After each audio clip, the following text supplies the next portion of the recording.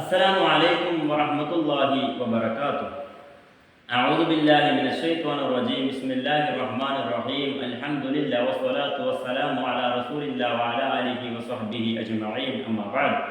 പ്രിയപ്പെട്ടവരെ, നമ്മുടെ ഉംറ പഠന ക്ലാസ്സിൽ ഇന്ന് നമ്മൾ ചർച്ച ചെയ്യുന്നത് ഇഹ്റാമിൽ ശ്രദ്ധിക്കേണ്ട വിഷയങ്ങളെ എങ്ങനെ കോഡിലൂടെ ഓർത്തെടുക്കാം എന്നുള്ളതാണ്. പ്രിയമുള്ളവർ മനസ്സിലാക്കേണ്ടത്, ഉംറയായാലും ഹജ്ജായാലും പ്രധാനപ്പെട്ട ഒന്നാമത്തെ റുക്നാണ് ഇഹ്റാം എന്ന് പറയുന്നത്. എന്ന് വെച്ചാൽ ഒരു മനുഷ്യൻ ഞാൻ ഉംറയിലേക്ക് അല്ലെങ്കിൽ ഹജ്ജിലേക്ക് പ്രവേശിക്കുന്നു എന്ന് അയാൾ നിശ്ചയിക്കലും തീരുമാനമെടുക്കുന്നതിനും പേരാണ് ഇഹ്റാം. ഇഹ്റാം കെട്ടുക എന്ന് പറയുന്നത് പോലെ ഒരു കെട്ടലൊന്നുമില്ല, അത് മനസ്സിൽ കരുതുന്നതിനാണ്. ഇനി അത് വായ കൊണ്ട് പറയൽ സുന്നത്താണ്.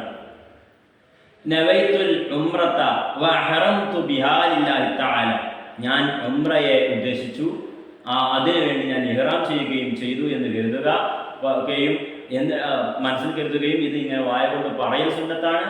എന്നിട്ട് ലബ്ബൈക അല്ലാഹുമ്മ ബിഉംറത്തിൻ ലബ്ബൈക ലബ്ബൈക ലാ ശരീക ലക ലബ്ബൈക എന്ന് പറഞ്ഞുകൊണ്ട് തൽബിയത്ത് മൊഴിയുകയും റസൂലുള്ളാഹി സ്വല്ലല്ലാഹു അലൈഹി വസല്ലം തങ്ങളുടെ പേരിൽ സ്വലാത്ത് ചൊല്ലുകയും പറ്റുകയാണെങ്കിൽ ഇബ്രാഹിമിയ സ്വലാത്ത്, തയ്യാത്തിന് ശേഷം ഓതുന്ന സ്വലാത്ത് ചൊല്ലുക എന്നുള്ളതൊക്കെയാണ് ഇതിൻ്റെ ഇഹ്റാമിൻ്റെ ഒരു രീതി എന്ന് പറയുന്നത്. അതിനുവേണ്ടി അതിന് ഇഹ്റാമിന് ശേഷം നമ്മുടെ വസ്ത്രധാരണവും മറ്റു രീതികളും ഒക്കെ ചില പ്രത്യേക രൂപത്തിലായിരിക്കണം. അപ്പോൾ അതിന് മുമ്പേ, ഈ ഇഹ്റാം ചെയ്യുന്നതിന് മുമ്പേ നമ്മൾ ആ ഒരു ഡ്രസ് കോഡിലേക്കും നമ്മുടെ ശാരീരികവും മാനസികവുമായി അതിലേക്ക് നമ്മൾ മാറണം. അപ്പോൾ എന്തെല്ലാം മാറ്റങ്ങളാണ് ഇഹ്റാമോടുകൂടെ നമുക്ക് ഉണ്ടായിരിക്കേണ്ടത് എന്നതാണ് ഈ കോഡിലൂടെ നമ്മൾ പഠിക്കാൻ പോകുന്നത്. അപ്പോൾ ഈ കോഡിൻ്റെ മുമ്പേ, ഈ കോഡിൽ പറയുന്ന കാര്യങ്ങൾ ജീവിതത്തിന് മുമ്പേ നമുക്ക് സുന്നത്തായതോ ജായിദായതോ നിർബന്ധമായതോ ഒക്കെ ആയ കാര്യമായിരിക്കും.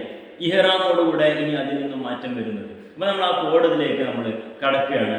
ഉജിത്തു മുഖസ്സിറൻ എന്നുള്ളതാണ്. എനിക്ക് പോരായ്മ സംഭവിച്ചു, ഞാൻ പോരായ്മയുള്ളവൻ ആയി എന്നെ എത്തിക്കപ്പെട്ടു എന്നൊക്കെയാണ് അർത്ഥം. അതായത് നമുക്ക് പോരായ്മ വരികയാണല്ലോ. കാരണം ഒരു ഉംറ എന്ന് പറയുന്ന, ഹജ്ജ് എന്ന് പറയുന്ന ഒരു കർമ്മത്തിലേക്ക് പ്രവേശിച്ചതിന് ശേഷം അതിന് പറ്റാത്ത കാര്യങ്ങൾ നമ്മളിൽ വരിക, അപ്പോൾ അതൊരു പോരായ്മയാണല്ലോ. നമുക്കൊരു പോരായ്മ സംഭവിക്കുകയാണ് അല്ലേ? അപ്പോൾ ആ സംഗതിയെയാണ് നമ്മൾ എന്തൊക്കെയാണ് പോരായ്മ നമുക്ക് വരിക എന്നുള്ളതാണ് ഈ ഉജിത്തു മുഖസ്സിറൻ എന്ന കോഡിലൂടെ നമ്മൾ പരിചയപ്പെടുത്തുന്നത്. ഒന്നാമത്തെ നോക്കാം, വാവാണ്. വാവോണ്ട് ഉദ്ദേശിക്കുന്നത് മുഖം എന്നാണ്. അത് സ്ത്രീകളുമായി ബന്ധപ്പെട്ട ഒരു വിഷയമാണ്. എന്ന് പറഞ്ഞാൽ മുഖം മറക്കുക. ഈ മുഖം മറക്കുക എന്ന് പറയുമ്പോൾ സാധാരണ രീതിയിൽ സ്ത്രീകൾക്ക് മുഖവും മുൻകൈയും എന്താണ് നിർബന്ധമായി മറക്കേണ്ടതാണ്, ഔറത്തിന്റെ ഭാഗമാണ്. നിസ്കാരത്തിൽ മാത്രമാണ് മുഖവും മുൻകൈയും അവർക്ക് ഒഴിവുള്ളത്. അപ്പൊ എന്നാൽ ഉംറയെ സംബന്ധിച്ചിടത്തോളം അവർക്ക് അതിനൊരു മാറ്റമുണ്ട്. അവര് മുഖവും മുൻകൈയും അവർ തുറന്നിരിക്കണം, കവർ ചെയ്യാൻ പാടില്ല.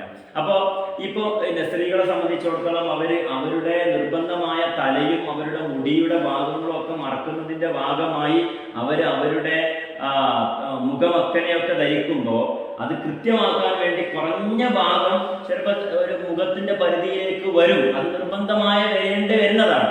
അത് നിർബന്ധം പാലിക്കുന്ന സൂക്ഷ്മതയ്ക്ക് വേണ്ടി വരുന്നതാണ്. അതല്ലാതെ അനാവശ്യമായി ഓവറായിക്കൊണ്ട് മുഖത്തെ നമ്മൾ മറക്കാനുള്ള ഒരു പ്രവണത കാണിക്കാൻ പാടില്ല. അപ്പോൾ ഇനി അത് നമ്മളിങ്ങനെ ഏതെങ്കിലും തോർത്തുകൊണ്ടോ അതല്ലെങ്കിൽ ടവൽ കൊണ്ടോ ഒക്കെ ഇങ്ങനെ ബോധപൂർവം ഈ മുഖം മറച്ചിരിക്കുന്ന ഒരു സാഹചര്യം ഉണ്ടാവാൻ പാടില്ല. നമ്മൾ അതീവ ജാഗ്രതയുള്ള സൂക്ഷ്മാത്മാക്കളായി കൊണ്ടാണ് ഇഹ്റാം ചെയ്ത ആളുകൾ അള്ളാഹുവിൻ്റെ അതിഥികളായി പോകുന്നത് എന്ന് മനസ്സിലാക്കണം. അപ്പോൾ മുഖത്തിൻ്റെ പറഞ്ഞു അതിൻ്റെ പരിധിയിൽ തന്നെയാണ് നമ്മൾ കയ്യിനെയും പെടുത്തുന്നത്.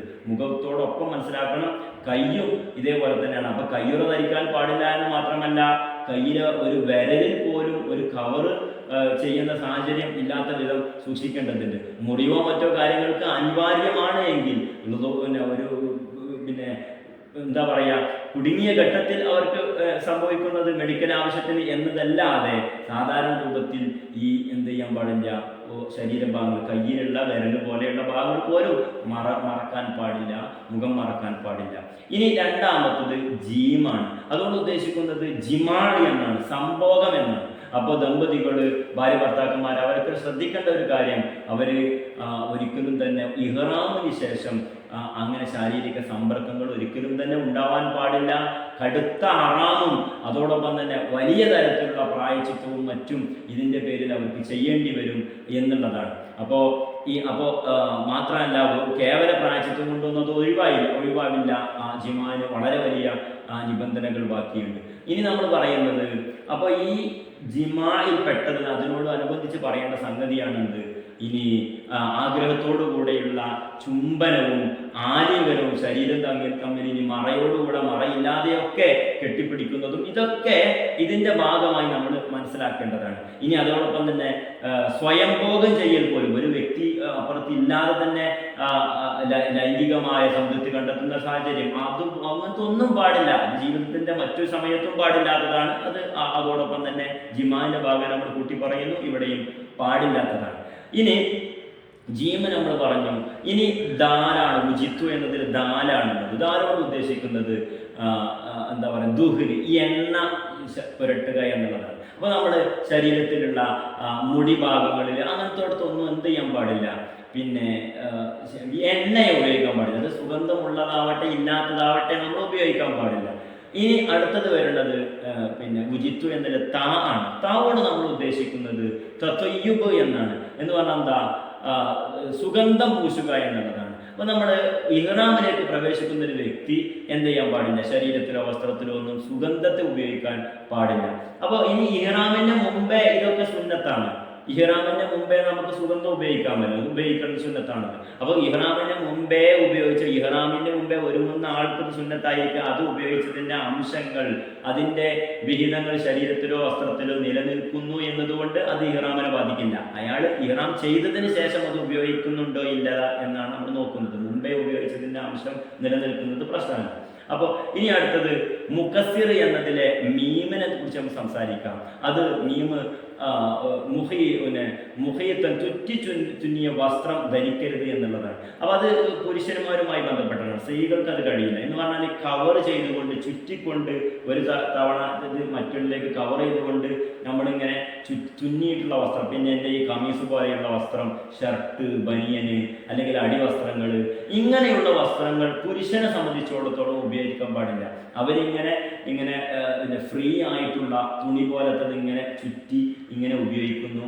അതല്ലെങ്കിൽ പിന്നെ ഇഹ്റാമിൻ്റെ വസ്ത്രം ഇങ്ങനെ ശരീരത്തിലൂടെ ഇങ്ങനെ മടക്കി ഇടുന്നു എന്നല്ലാതെ ഇങ്ങനെ ഫിക്സഡ് ആയിട്ടുണ്ട്. ഇതിങ്ങനെ പിൻ ചെയ്യാനോ അതല്ലെങ്കിൽ ഇങ്ങനെ സ്ട്രാപ്പ് കൊണ്ട് കുത്താനോ മുട്ടുസൂചി കൊണ്ട് കുത്താൻ, ഇങ്ങനത്തെ പരിപാടികളൊന്നും പാടില്ല. അതങ്ങനെ ഫ്രീ ആയി നിൽക്കണം എന്നുള്ളതാണ്. എന്നാൽ ഈ തുണി എന്ത് ചെയ്യാൻ പറ്റും, തുണി അരയിൽ നിൽക്കുന്നതിന് വേണ്ടി രണ്ട് ഭാഗവും അതിനുശേഷം മേൽഭാഗം കെട്ടി എന്നതുകൊണ്ട് പ്രശ്നമില്ല എന്നുള്ളതാണ്. അതോടൊപ്പം തന്നെ ഈ മേൽ വസ്ത്രം അത് മേലേക്ക് പുറത്തുനിന്ന് പാറിപ്പോവാതിരിക്കാൻ വേണ്ടി ഈ അരയിലേക്ക് കുത്തി വെക്കുന്നതിനും കുഴപ്പമൊന്നുമില്ല. അപ്പോൾ ഇത് പുരുഷന് മാത്രം ബാധകമാണ്. സ്ത്രീകളെ സംബന്ധിച്ചിടത്തോളം അവരുടെ സാധാരണ വസ്ത്രം എന്ന് പറയുന്നത് ചുറ്റി തുന്നിക്കൊണ്ടുള്ള വസ്ത്രം, പർദ്ദ പോലെയുള്ള വസ്ത്രങ്ങളാണ്. അവർക്ക് ഈ ഒരു ഫ്രീ ആയ വസ്ത്രത്തിനെ കുറിച്ച് ആലോചിക്കാൻ പാടില്ല. അപ്പോൾ അവർക്ക് ഇത് ബാധകമല്ല, അത് പുരുഷന് മാത്രം ബാധകമാണ്.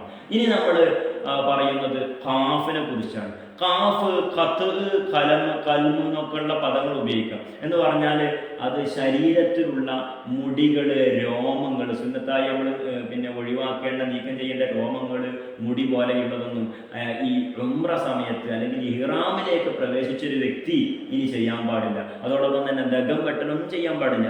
എന്നാൽ ഇതൊക്കെ എപ്പോൾ ചെയ്യണം, ഇഹ്റാമിന് വേണ്ടി ഒരുങ്ങുന്ന ഒരാൾക്ക് സുന്നത്താണെന്ന് അയാളുടെ തലമുടി വെട്ടി ഒതുക്കലും ശരീരത്തിൽ സുന്നത്തായി ഒഴിവാക്കേണ്ട രോമങ്ങളൊക്കെ വടിച്ചിട്ടും വെട്ടിയൊക്കെ ഒഴിവാക്കലൊക്കെ സുന്നത്തുണ്ട്, നഖം വെട്ടലൊക്കെ സുന്നത്തുണ്ട്. അപ്പോൾ അതൊക്കെ എന്താവണം, ഇഹ്റാമിന് മുമ്പേ അത് ആ സുന്നത്തായ രീതിയിൽ ചെയ്യാം. ഇഹ്റാമോടുകൂടെ ഇനി അതിലേക്ക് അത്തരം കാര്യങ്ങൾ ചെയ്യൽ ഹറാമാണ് എന്ന് നമ്മൾ പ്രത്യേകം ശ്രദ്ധിക്കുക.